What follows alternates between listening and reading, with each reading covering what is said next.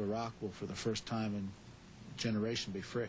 But we begin with today's summit and strong words from George Bush, who was in the Azores to talk with the leaders of Britain, Spain, and Portugal. Here now is our Washington correspondent, David Holton. The summit was more about symbolism than substance. George Bush and his allies trying to show their willingness to give diplomacy one last chance, a very small chance.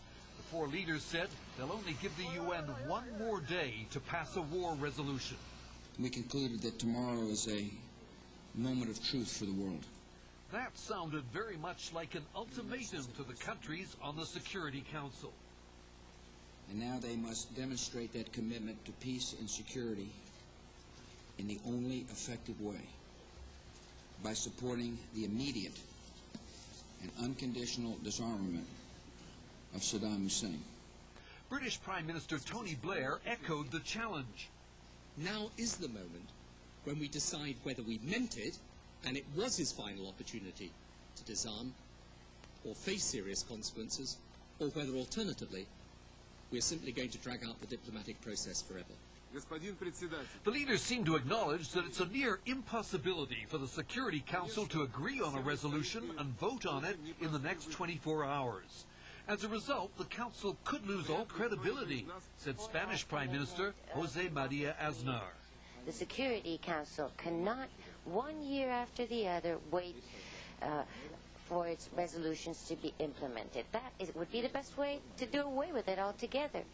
Bush put the blame squarely on France, not mentioning that a majority at the UN also wants to give the UN arms inspectors more time.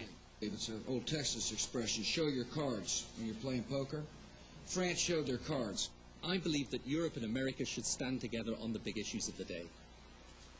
I think it is a tragedy when we don't. In Iraq, Saddam Hussein met with his generals, showing no signs of being rattled by an imminent U.S. invasion and scoffing at the possibility of a U.S. victory.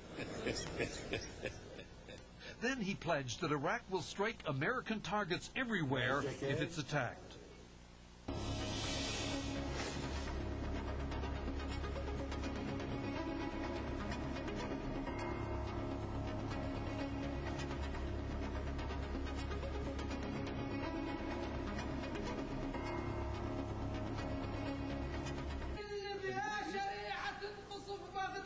The parliamentary members were defiant, promising their blood and souls for Saddam, and there were strong words denouncing the U.S.